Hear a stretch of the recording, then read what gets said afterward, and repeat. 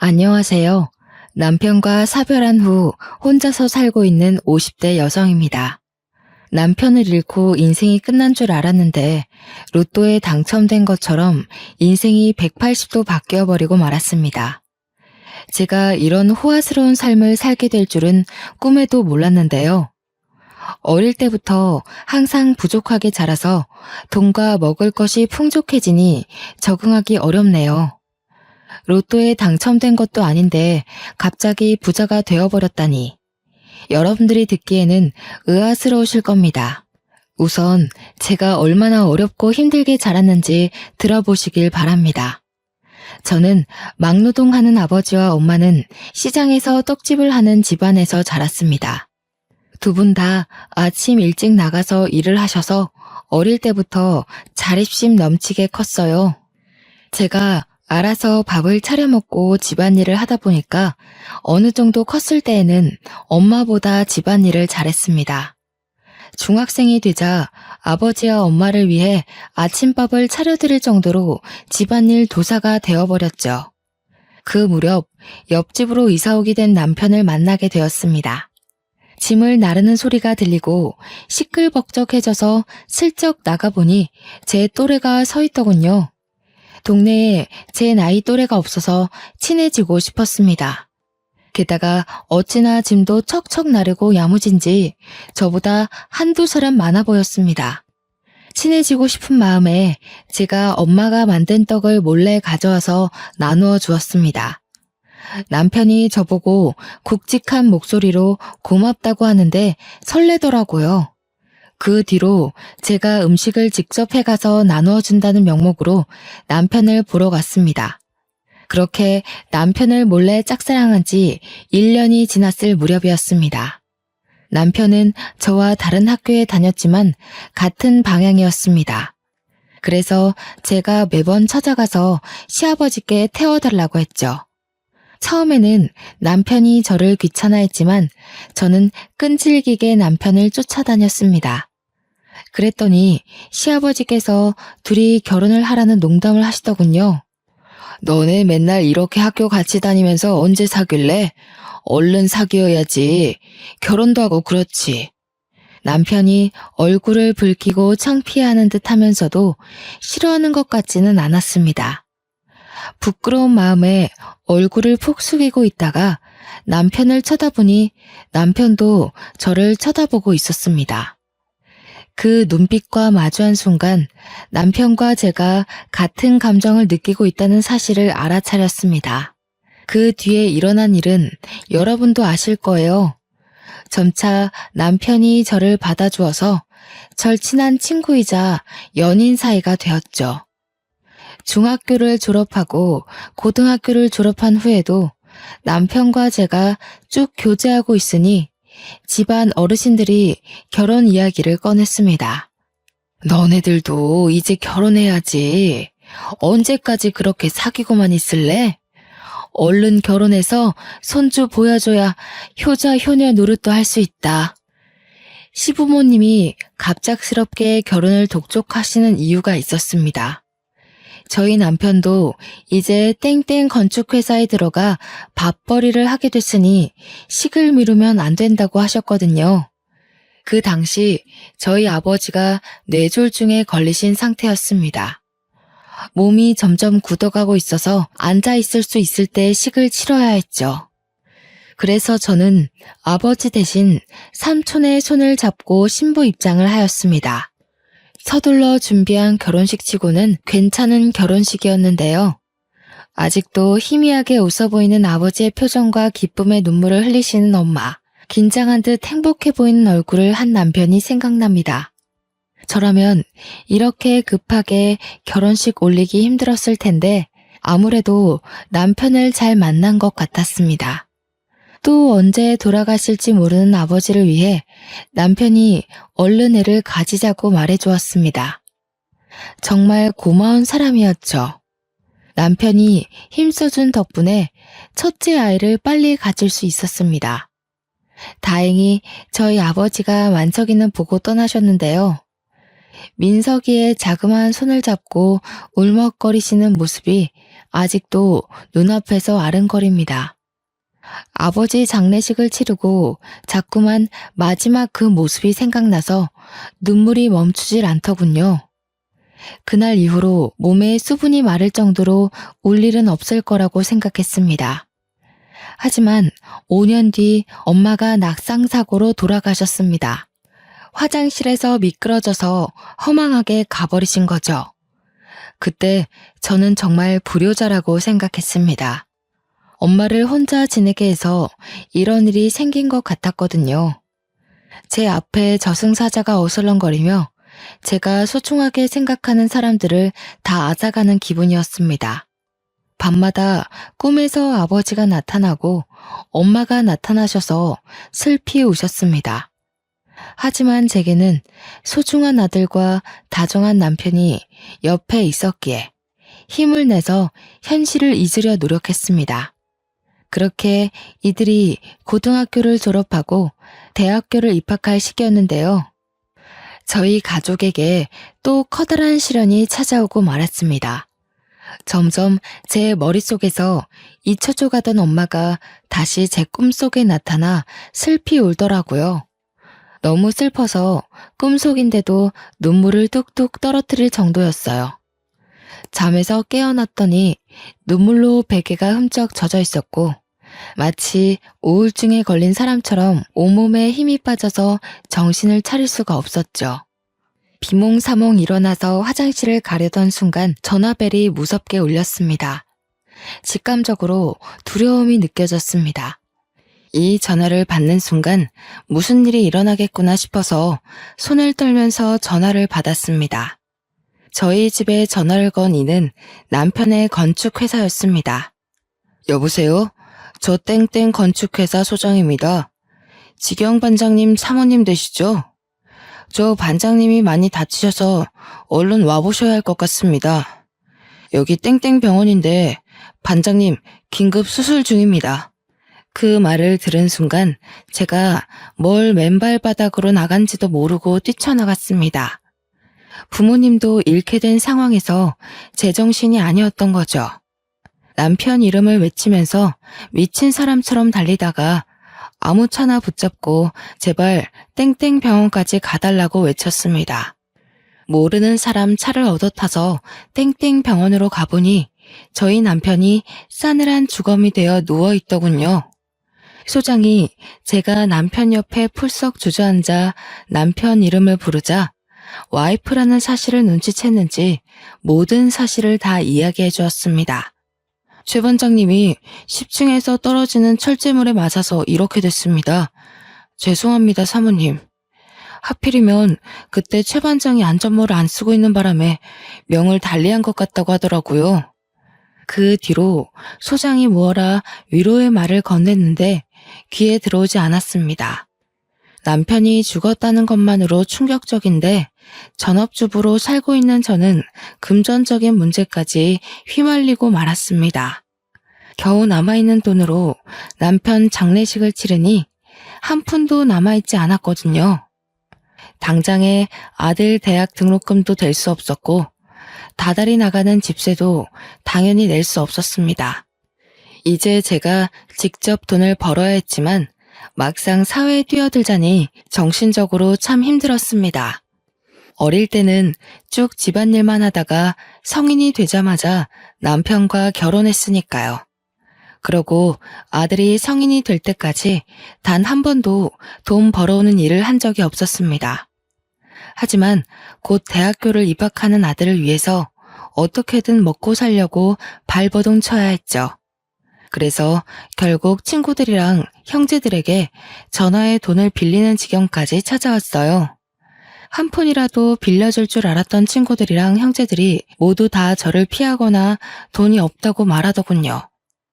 월세 낼 돈이 없어서 이러다 집에서 쫓겨난다고 해도 소용이 없었습니다. 제가 무릎 꿇다시피 빌어도 어쩔 수 없다는 반응이었는데요. 결국 제일 손을 뻗기 싫었던 시댁을 찾아가 시어머니를 뵀습니다. 자존심을 다 버리고 찾아간 것인데 시어머니는 참으로 모질게 구셨습니다. 내가 미쳤니? 너 같은 것한테 돈을 빌려주게? 너도 제정신이 아니구나. 우리 아들 장례식장에서 그런 소리를 듣고도 나한테 돈을 빌리러 와? 사실 남편 장례식장에서 난리가 난 적이 있었습니다. 시어머니가 저를 보자마자 뺨을 때리면서 남편 죽인 년이라고 욕을 하셨거든요. 저는 귀한 아들이 갑자기 세상을 떴으니 이성을 잃으셔서 그런 줄 알았습니다. 그런데 사고로 죽은 남편이 제 탓이라뇨. 너무 억울해서 눈물이 났죠. 시어머니가 제 등을 떠밀면서 내쫓아 버리길래 울면서 시댁을 나왔습니다. 어떻게든 돈을 마련하기 위해 아등바등 일했지만 살고 있는 집세를 내는 것만으로도 빠듯해서 자꾸만 대출을 받을 수밖에 없었습니다. 결국 마지막 지인이라고 생각했던 초등학교 동창들에게 돈을 빌리기 위해 동창 모임에 간 적이 있었습니다. 최대한 잘 차려입고 동창들에게 돈을 빌려줄 수 있냐고 물어보려고 했죠. 그런데 제가 길을 헤매다 늦게 도착하였습니다. 서둘러 가게 문을 열고 들어갔는데 동창들이 제 이야기를 하고 있었습니다. 명화 걔 남편이 죽어버렸잖아. 건축일 하다가 떨어지는 철제물 같은 거에 맞아버렸대. 그래서 걔 돈 빌리고 다닌다던데. 설마 여기서 돈을 빌리려고? 걔도 어지간히 급한가 보다. 가족들한테나 도와달라고 그러지. 우리한테 왜 그래? 저는 당연히 이 대화를 듣고 그대로 가게를 나왔습니다. 동창들이 모임에 왜 오지 않았냐고 연락조차 안 하더군요. 사람들이 제게 하는 행동들을 보고 인생을 잘못 살았다는 생각이 들었습니다. 원래는 활발하고 누굴 만나서 이야기하는 걸 좋아하는 성격이었지만 그 일을 겪은 후로 180도 바뀌어버리고 말았습니다. 사람들이 아무리 잘해줘도 경계하고 믿지 않게 되었죠. 돈에 허덕이는 저를 보고 아들은 대학도 포기해버렸습니다. 저는 꼭 대학교를 다니게 해주고 싶어서 아등바등 빌리려 했었지만 아들은 스스로 공부에 뜻이 없다며 집안 상황이 좋지 않으니 대학교를 가지 않는 게 맞다고 저를 설득했습니다. 성인이 된 아들은 오토바이를 싼값에 구해서 배달 아르바이트를 하며 돈을 벌기 시작했습니다. 혼자 버는 것보다 둘이서 벌기 시작하니 경제적으로 숨통이 탁 트이기 시작했어요. 하지만 1개월도 안 돼서 새벽에 배달을 하던 아들이 음주운전 차량에 치여 한순간에 저 세상으로 떠나고 말았습니다. 경찰에 연락을 받았을 땐 아무 생각이 들지 않았습니다. 그저 저에게 가족이란 연을 전부 끊어내려는 신을 원망할 수밖에 없었습니다. 불쌍한 엄마 생각해서 가고 싶었던 대학도 포기하던 착한 아들이 세상을 떠나자 더 이상 저에게 세상 살아갈 힘이 남아있지 않았습니다. 나쁜 생각도 안 해본 건 아니지만 만약 내가 허망하게 세상을 떠나면 하늘에서 우리 아들 볼 면목이 없을까봐 그런 생각까지 도달하자 조금은 힘을 낼 수 있었습니다. 가족 없이 혼자 살기에 컸던 아파트에서 나왔습니다. 그리고 아파트 보증금으로 단칸방에서 살다가 고시원 생활까지 하게 되었습니다. 그 뒤부터는 숙박이 가능한 공장에 들어가 죽은 듯이 일만 했는데요. 겨우 돈을 모아서 길거리에서 포장마차를 차렸습니다. 거기서 모은 돈으로 술집을 차리게 되었죠. 술집을 오랫동안 하면서 주변 상인들과 많이 친해졌지만 정을 많이 주지 않았습니다. 여기서도 제가 아무리 잘해줘도 내가 힘들 때 도와줄 사람은 없을 것 같았거든요. 그러다 폐지를 줍는 할머니를 만나게 되었습니다. 장사를 하다가 쓰레기를 내놓으려고 가게 밖을 나가보니 웬 할머니가 쓰레기 더미를 뒤지고 있더군요. 그 모습을 보니 돌아가신 어머니가 생각났습니다. 동시에 꼭 저 같다는 생각이 들었죠. 제가 독하게 마음먹고 일하지 않았더라면 노년에 저러고 있었을 것 같았습니다. 그때 갑자기 할머니가 제게 다가와 구걸을 하기 시작했습니다. 불쌍한 마음에 제가 가게 안에 있던 폐지를 가져와 드리는 순간 흠칫 놀라고 말았습니다. 멀리서 봤을 때는 몰랐는데 한쪽 손이 없으시더라고요. 할머니가 놀란 저를 보고 꾸벅 인사를 하고 가는데 할머니를 도와드리고 싶은 마음이 들었죠. 그래서 할머니가 올 때까지 폐지를 모아서 드렸습니다. 할머니를 도와드린 지 2주일 정도 지났을까요? 어디서 또 봤는지 몰라도 저희 가게에 늘 들리는 상인이 와서는 오지랖을 부리더군요. 그 할머니 도와주면 안 돼. 나도 저번에 불쌍해서 도와줬다가 어이없는 일이 있었다니까. 내가 폐지 모아서 주니까 멀쩡한 상자도 달라는 거 있지? 어느 날은 밥도 달라고 하고 아주 거지가 따로 없어. 상인이 제 가게를 나서면서까지 할머니를 도와주지 말라고 했습니다. 분명 제 것까지 탐내면서 다 빼앗아갈 거라고 하더라고요. 하지만 그게 어디 쉽나요? 도와주기 시작한 걸 멈추기 어려워져서 할머니가 밥 달라고 하면 밥 주고 멀쩡한 상자도 달라고 하면 주려고 했습니다. 며칠 뒤에 할머니가 나타나서는 폐지를 가져가시면서 이렇게 말씀하셨는데요. 오늘 폐지가 왜 이렇게 적어? 안 버리고 모아둔 거 맞아? 다른 노인네 준 거 아니지? 상자 없으면 이거라도 줘. 어차피 손님들 주려면 이 상자 뜯어야 되잖아. 정리한 김에 이 상자도 지금 주면 좋겠네. 할머니께서 맥주 상자를 가리키더니 멋대로 상자를 개봉하였습니다. 냉장고에 둘 곳이 없어서 한쪽 구석에 쌓아둔 것인데 멋대로 열어버리더라고요. 그 순간 옆 가게 사장이 해준 말이 생각나서 아차 싶었습니다. 그 사장 말대로 내쫓을까 하는 생각이 들었지만 서둘러 할머니를 말렸죠. 그랬더니 할머니께서 버럭 소리를 지르셨습니다. 왜? 처음에는 잘만 도와주더만 이런 건 안 돼? 내가 무식해 보여도 몰라. 부모 없이 자랐고 남편 없이 생활해서 그런 건 모른다고. 남편을 잃은 아픔 때문일까요?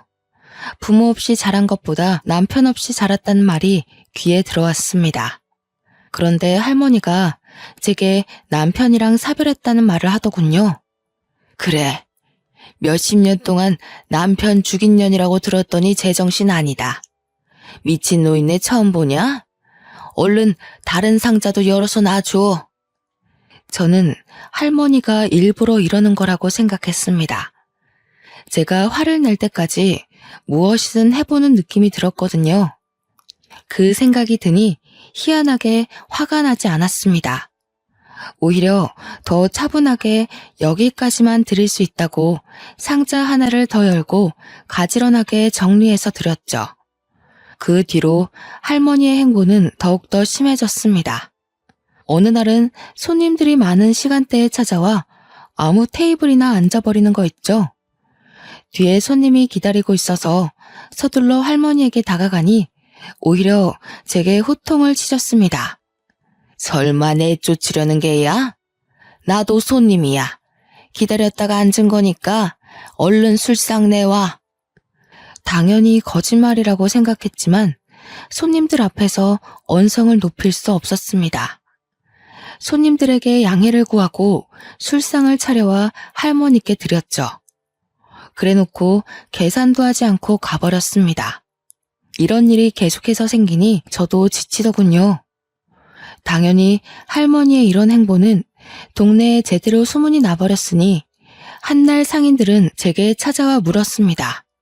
내가 저번에 보니까 폐지 줍는 할머니가 멋대로 들어가서 밥 먹고 나오는 것 같던데 맞아?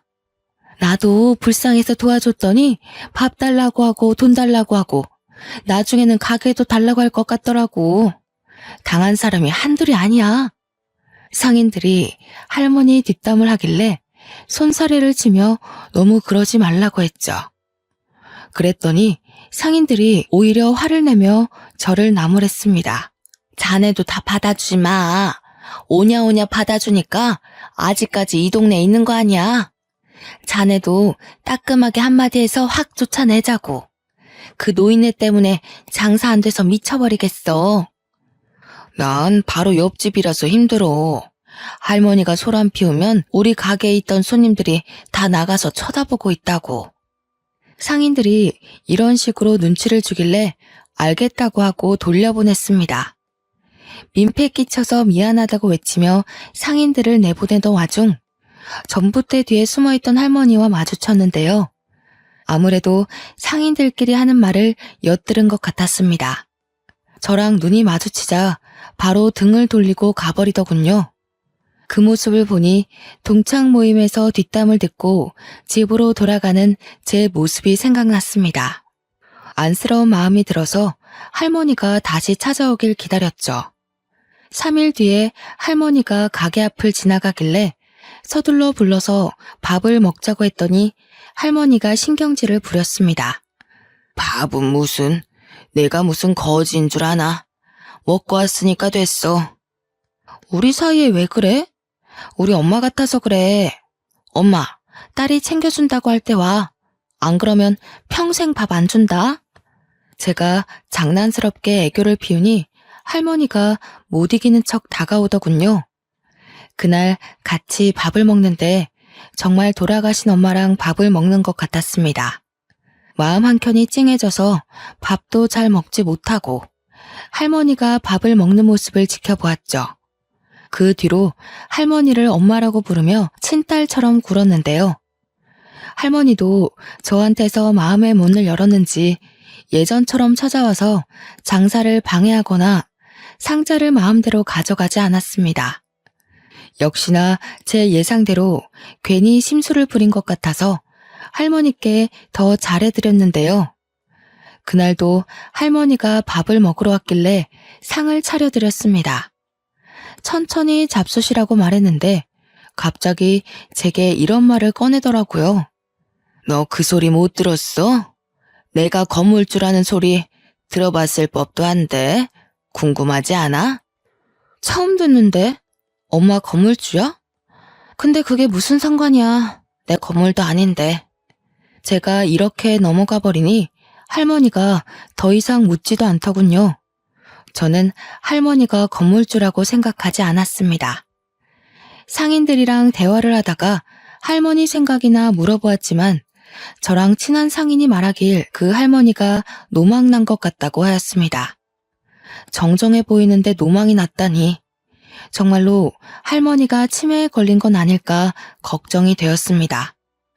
사실 할머니가 이런 말씀을 하신 게 한두 번이 아니었습니다. 그날은 제가 병원에서 건강검진을 받고 온 날이었습니다. 얼마 전에 건너편 가게 사장이 위암에 걸렸다는 말을 듣고 저도 겁이 나서 검진을 받고 왔는데요. 안 그래도 위가 약해서 위염을 달고 살았습니다. 건너편 가게 사장도 위가 약해서 빈속에 커피도 잘 안 마셨다고 하더라고요. 제가 검진을 받고 온 뒤로 큰 병을 얻은 건 아닐까 조마조마해하고 있었습니다. 그때 갑자기 저에게 할머니가 찾아와 무슨 일이냐고 하더군요. 제가 위암일까봐 걱정이 된다고 하니 할머니가 대한민국 사람이라면 누구나 알 법한 의사 이름을 댔습니다. 그 의사는 내가 키운 거나 다름없어. 대학 생활할 때부터 내가 후원해주고 얼마나 지원해줬는데. 근데 하나 단점이 욕심이 너무 많아. 뒷돈도 받는 것 같고 애가 아주 못 쓰겠더라. 내 재산 물려주려고 했는데 그러면 안 되겠어. 그 의사는 TV에 나올 정도로 유명한 의사였습니다. 할머니께 그 의사를 어떻게 하냐고 물으니 절친한 사이라고 하더라고요. 방금 폐지를 줍다 와서 꾀지지한 옷차림으로 그런 말을 하는데 누가 믿을까요? 저는 그저 허허 웃으며 할머니의 말을 들어주었죠. 그런데 그게 할머니에게 치매가 찾아와서 생긴 일이라니 충격이 컸습니다. 당사자 앞에서 치매 노인이라고 할 수도 없으니 속으로 끙끙 앓고 있었는데요. 호랑이도 제 말하면 온다더니 할머니가 때마침 들어와 갑자기 이상한 짓을 하더군요.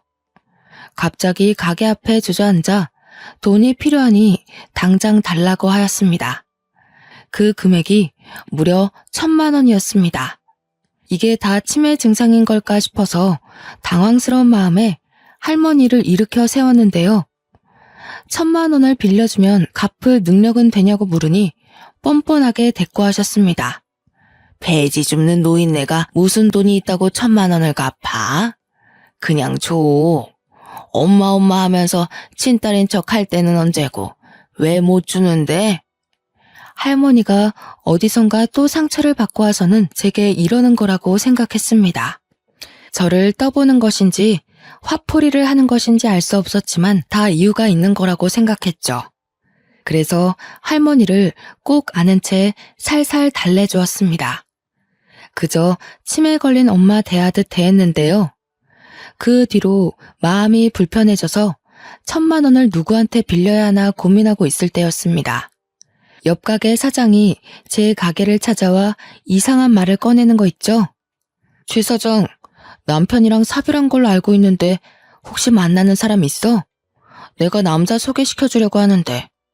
옆 가게 사장님이 단골 이야기를 하면서 매일 찾아오는 남자 손님을 기억하냐고 물었습니다. 제 가게에 와서 술을 한잔하더니 옆 가게 단골이라고 말해준 적이 있었거든요. 그냥 제 가게에 오고 싶어서 온 것이 아니라 저를 보러 온 것이었나 봅니다. 그러면서 밥 한 끼만 하라며 계속 부추기는 겁니다. 저는 남자 만날 시간이 없다고 서둘러 사장님을 내보냈습니다. 얼른 장사를 시작하면서 바쁜 척 연기를 했는데 글쎄 사장님이 남자를 떡하니 데려오는 거 있죠. 사장님이 데려온 남자를 보니 훤칠하게 생기고 어깨도 떡 벌어져 있는 게 생각보다 멀쩡해 보였습니다. 이런 사람이 뭐가 아쉬워서 저를 소개해달라고 하는지 모르겠더군요. 손님으로 온 것이라서 쫓아내지도 못하고 일단 가게 안으로 들어오라고 했습니다. 술상을 차려주고 카운터에 앉아 있는데 옆 가게 사장님이 제게 이리 오라고 손짓하였습니다. 최 사장, 이리 와서 한잔해. 손님도 없는데 술 한잔 하자. 우리 단골 사장님이 술 한 잔만 따라주고 싶대. 옆 가게 사장님이 데려온 남자가 술병을 든 채 저를 기다리고 있는데 안 갈 수가 없었습니다. 진짜 술잔만 받고 다시 카운터에 앉아 있으려고 했는데요. 이 남자가 저희 남편이랑 똑같은 일을 하고 있다는 소리를 듣고 망부석이 되어버리고 말았습니다. 최 사장, 그거 알아? 이 사람도 건축 일한대. 저번에 현장에서 일하다가 머리 다칠 뻔했다는데? 남자의 머리를 보니 땜빵 자국이 남아 있었습니다. 남편이 살아있다면 이런 상처 자국을 계속해서 보고 있었겠구나 생각하고 있는데 갑자기 그 남자가 이렇게 말하더군요. 이렇게 목숨 걸고 일했는데 마누라가 도망가 버렸어요. 다른 놈이랑 시시덕거리길래 이혼해버렸습니다. 최 사장님 남편 대신 제가 죽었어야 했는데 뭐하러 살아서 마누라 바람피는 것까지 보고 그랬는지. 남자가 머리를 푹 숙인 채 눈물을 흘리는데 남편 생각이 많이 났습니다. 머리에 난 상처도 그렇고 아직도 아내를 많이 그리워하는 게 남편과 많이 닮은 사람 같았죠. 옆 가게 사장님 말대로 손님도 없고 한가하니 술잔을 기울이면서 그 남성분이랑 많이 친해졌습니다. 이름은 김정식이고 이혼한 지 4년이 넘었다고 하더군요. 그 뒤로 자주 찾아와 술을 먹었고 정식 씨가 고백을 해서 진지하게 만나보기 시작했습니다. 저는 남편과 사별했고 정식 씨도 이혼을 한 상태라서 둘 사이에 결혼 이야기가 생각보다 빨리 나왔습니다. 6개월 정도 교제한 끝에 시댁에 인사드리러 갔는데요. 시어머니는 저를 보자마자 팔짱을 낀 채 의자에 앉아만 계셨습니다. 제가 공손하게 인사드려도 묵묵부답이었죠. 한참 동안 침묵을 지키시더니 갑작스럽게 혼수 이야기를 꺼내셨습니다. 내가 준비한 아파트만 해도 13억짜리인데 겨우 3천만 원을 혼수를 해온다고? 그 돈을 누구 코에 붙이게? 시어머니가 버럭 소리를 지르니까 예비 신랑이 말리더군요. 엄마, 왜 그래? 두 번째 결혼인데 이렇게까지 할 필요 있어? 나도 이제 나이도 있고 소소하게 살아보자고. 소소하게 살긴 뭘 소소하게 살아? 그런 건 젊었을 때나 하는 짓이야. 지금 소소하게 살면 얼마나 볼품없는데. 내가 아파트 안 주면 둘이서 어디서 살게? 네가 이혼하고 큰 집 필요 없다고 살던 곳 팔아버리더니 이제는 그 투룸짜리 집에서 쪼잔하게 살 거냐? 투룸이 뭐 어때서 그래. 그리고 나도 모아둔 돈 있어. 우리 알아서 살 테니까 제발 엄마 그러지 좀 마. 그래서 네가 지금 투룸에서 살겠다고? 와이프 바람피게 방치해두더니 이제는 아예 애미 욕먹이게 하려고 작정했구나. 결혼할 여자가 1억 가져온다고 할 때까지 합가시킬 생각 없다. 시어머니가 금방이라도 뒷목을 잡을 것처럼 소리를 지르길래 그만하라고 예비 신랑이 팔을 붙잡았습니다. 어떻게든 혼수를 준비하겠다고 하고 시댁을 나와버렸죠. 대출이라도 할까 고민했지만 이 늦은 나이에 결혼하면서 예전처럼 가난함을 느끼고 싶지 않았습니다. 그래서 제가 모아둔 3천만 원을 들고 시댁을 찾아갔습니다. 연락을 하고 갔어야 했는데 시어머니가 무서워서 일단 무작정 초인종을 눌러보려고 했는데요. 현관문이 열려 있어서 빼꼼 내다보니 시어머니가 소리를 지르고 있었습니다. 그곳에 예비 신랑도 있는 것 같았죠. 도대체 왜 이러는 거야? 내가 첫 번째 결혼할 때는 아니랬잖아. 내가 좋아하는 여자라면 얼른 결혼하라고 할 때는 언제고 두 번째는 왜 이러는 건데? 그때랑 지금이랑 똑같니? 내가 결혼 막 시키는 바람에 일이 이렇게 된 거 아니야. 딱 보니까 네가 여자 볼 줄 모른다. 그것도 얌전해 보여서 요조 숙녀처럼 잘 지내겠다 싶었는데 다른 남자랑 바람핀 거 아니야? 네가 목숨 걸고 일하다 다쳤는데 그것이 병문안이라도 와봤어? 다른 놈이랑 뒹구느라 네가 죽든 말든 신경도 안 썼잖아. 그 말이 왜 지금 나오는 건데? 그래서 이혼했잖아. 이혼한 거니까 된 거 아니야? 그 여자도 남편 죽어서 사별한 거라며? 그 여자 남편도 너랑 똑같은 일 했다는데 어떻게 결혼시켜? 그리고 얼마나 기가 세면 지 남편이랑 아들까지 모조리 세상을 떠난다니? 그런 것 하고 어떻게 너를 결혼시켜? 내가 점도 보고 왔는데 점쟁이가 그것이 내 아들 죽일 게 뻔하대. 그 여자 가족이 되면 전부 죽는 팔자라고 하더라. 1억 해오라는 것도 헤어지게 하려고 일부러 그런 것이니까 당장 헤어져라. 1억 구해오면 1억 더 해오라고 할 테니까. 거짓말하지 마. 점쟁이 때문이 아니라 아버지 빚 때문에 이러는 거잖아. 다 늙은 노인이 무슨 부귀영화를 누리겠다고 도박을 해? 이렇게 자식 인생 망치니까 좋아? 저는 그 말을 들은 순간 조용히 뒤돌아서 나올 수밖에 없었습니다. 제가 전생에 무슨 죄를 지었던 걸까요? 어쩔 수 없이 남편과 아들을 잃은 것뿐인데 사람들이 저를 벼랑으로 내모는 것 같았습니다. 내 편은 더 이상 만들지 못하는 것인지 싶어서 하염없이 눈물만 흘렸죠. 어느 정도 행복해졌다고 생각했는데 저는 동창 모임 때처럼 아직도 처량한 신세였습니다. 어차피 마음을 열어도 믿었던 사람들이 저를 비난할 테고 저한테 손가락질할 거라는 생각에 사람들이 쳐다보든 말든 오열하였습니다. 집 가는 내내 엄마 잃은 아이처럼 대성통곡을 해버렸는데요. 그때 갑자기 할머니가 저를 보고 왜 그러냐고 물었습니다. 할머니가 울지 말라고 소매로 제 눈물을 닦아주고 있는데 정말 엄마같이 느껴졌습니다. 평소에 할머니를 엄마라고 불렀어서 울면서 엄마라 부른 것인데 정말로 눈앞에 엄마가 있는 것 같았죠. 그래서 저도 모르게 시댁에서 있었던 일들을 다 말해버렸습니다. 그 말을 다 듣고 있던 할머니께서 갑자기 품속에서 돈봉투를 꺼내주더라고요. 1,000만 원짜리 수표 10장이 들어있을 거다. 너 주려고 내내 가지고 있던 거야. 널 진짜 딸이라고 생각하니까 주는 거다. 나 폐지만 줍고 다니는 노인네 아니다. 네가 장사하고 있는 건물이 내 건물이야. 제가 1층에 새 들어있는 6층짜리 건물을 가리키니 할머니가 맞다고 하였습니다. 믿을 수 없다고 하니까 그럼 그 돈이 어디서 났겠냐고 하는 거 있죠? 실제로 할머니의 옷은 가격대가 나가 보였습니다. 게다가 어디서 사는지 몰라도 늘 씻고 오는 듯 했죠. 대화도 해보니 그 나이에 무려 대학도 나왔다고 했고 아는 것도 많아서 의외라고 생각한 적도 있었습니다.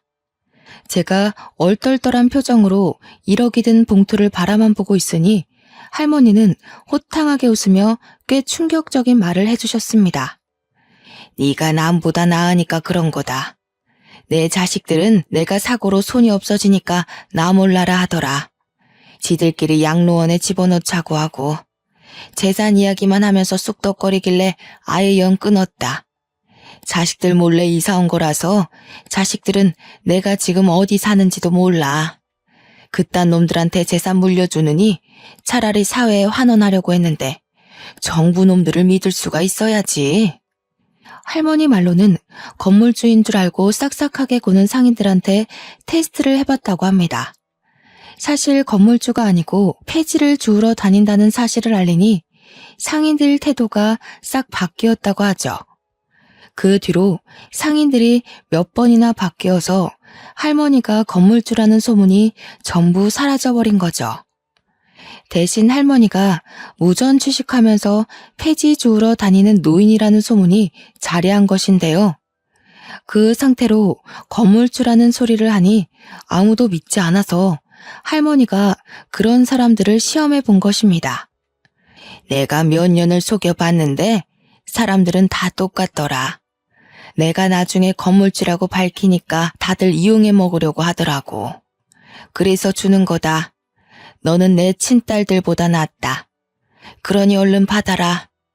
할머니가 그 돈을 쥐어주면서 시댁에 얼른 가보라고 하였습니다. 점쟁이 말만 믿고 귀한 며느리 내친 시어머니를 혼쭐 내고 오라고 하더군요. 그래서 할머니 말대로 시댁에 찾아가 1억을 시어머니 눈앞에서 살랑살랑 흔들었습니다. 시어머니는 수치심도 없는지 진짜로 1억을 구해올지 몰랐다며 놀란 토끼 눈이 되어 있었습니다. 어머님, 왜 안 받으세요?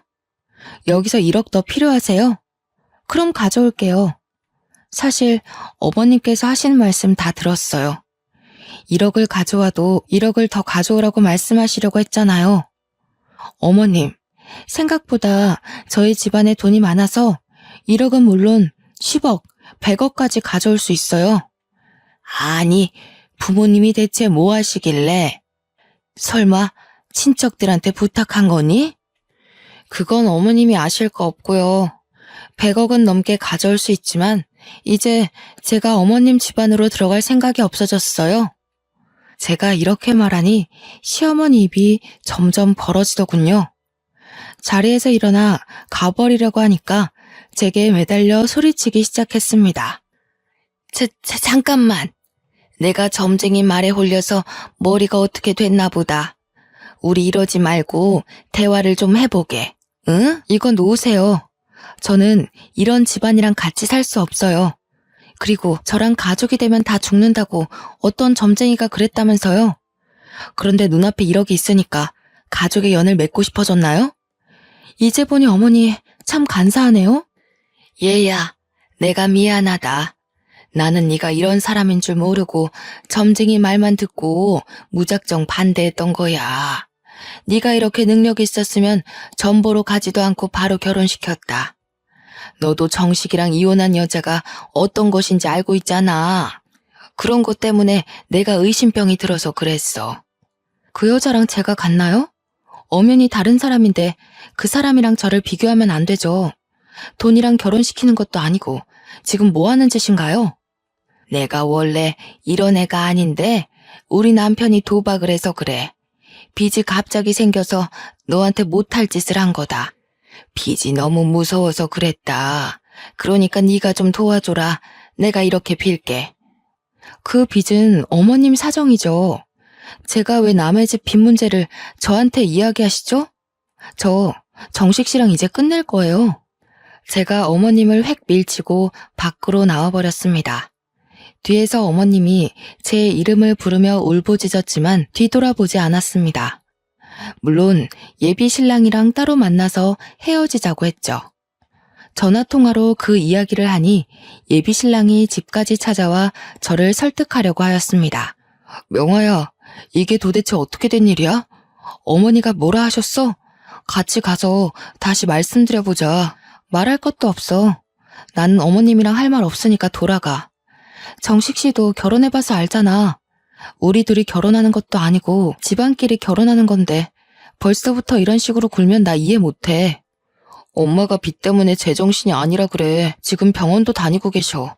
당신이 이해해주면 안 될까? 없어. 정식 씨가 무릎 꿇고 빌어도 내가 받은 상처는 돌아오지 않아. 그러니까 우리 정리하자. 예비 신랑은 돌아갔지만 그 뒤로도 제가 마음이 바뀌길 기다리고 있는 것 같습니다. 돈 때문에 그럴까요? 친구처럼 지내자고 제게 계속해서 연락을 하고 있어서 마음의 문이 닫히고 말았습니다. 게다가 어머님도 계속해서 연락이 오고 있습니다.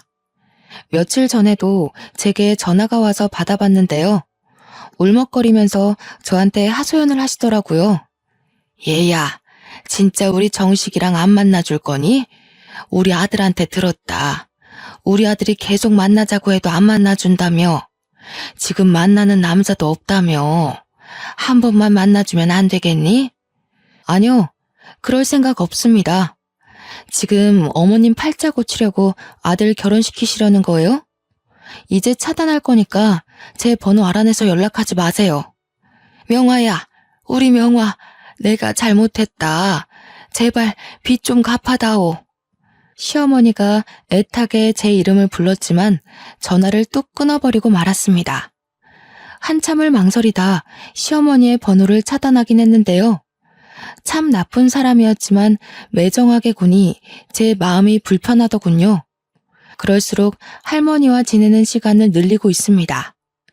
요즘 연애 생각도 없어서 바쁘게 장사일을 하면서 할머니와의 추억을 쌓고 있죠. 할머니랑 진짜 엄마처럼 가끔 여행도 가고 드라이브도 하고 있습니다. 서로 생일도 챙겨주고 할머니가 저희 남편과 아들의 기일날 납골당에도 함께 가주었습니다. 피 하나 안 섞인 남이랑 가족같이 지내게 될 줄은 몰랐네요. 제가 할머니를 엄마 하며 잘 챙겨드리니 재산을 저에게 다 물려주시겠다고 합니다. 저는 안 그래도 된다고 해도 기어코 그렇게 하겠다고 유서까지 미리 적어 놓으셨는데요. 그 유서를 보고 있으니 인생이란 정말 새옹지마 같다는 생각이 들었습니다. 아버지가 막노동 일을 하시고 엄마가 떡을 파는 집안에서 태어나 정말 가난하게 살았는데 부모와 남편 그리고 아들까지 차례로 잃는 슬픔을 견뎌내야 했습니다. 이제 누구한테 기대야 하나 싶었는데 재혼할 남편이 아닌 피 한 방울 안 섞인 남의 도움으로 어려움을 이겨내게 됐네요. 피는 물보다 진하다는 말이 있습니다. 저도 그 말을 믿고 지내왔는데 피를 나눈 가족끼리만 정이 깊은 것이 아니라는 생각이 들어서 이렇게 제 사연을 보내봅니다. 여러분들이 들어도 정말 신기하지 않나요? 어떻게 생판 모르는 남이 제 인생을 이렇게 바꿔주고 도와줄 수 있는 걸까요?